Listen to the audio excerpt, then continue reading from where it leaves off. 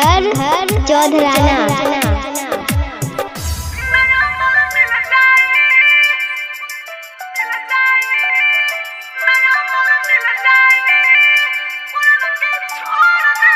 नया माल मिल जाई पुराना के छोड़ दे हवा हम।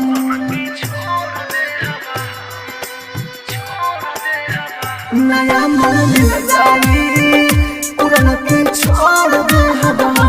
नया माल मिल जाई पुराना के छोड़ दे हवा हम। मन भर गइल ओकरा से ना त छोड़ दे हवा हम। नया माल मिल जाई के छोड़ दे हवा हम। नया माल मिल जाई पुराना के छोड़ दे हवा हम। Mix by AG recording studio.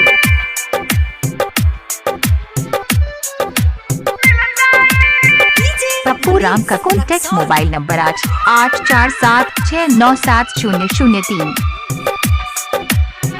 DJ Pappu Ram Chaudhrana. खोजतानी गाने गाने न कबू मिल तारी सन।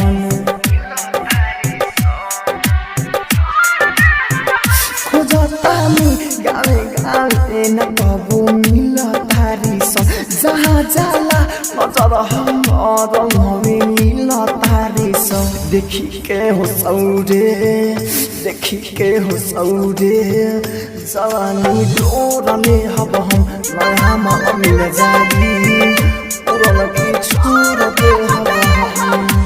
हेलो के बजै छी? डीजे पप्पू राम। की हाल चाल अछि? डीजे पप्पू राम चौधराना।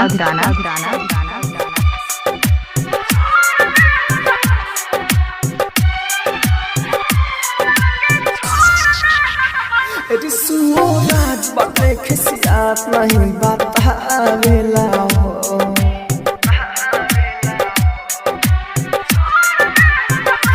सूरज बटे खिसियात नहीं बतावेला हो। रखल रोज रोज नया पटावेला हो। कहत बानी रे यारे कहत बानी रे यारे भले मोरले हब हम। नया माल मिल जाई पुराना छोड़ दे हब हम।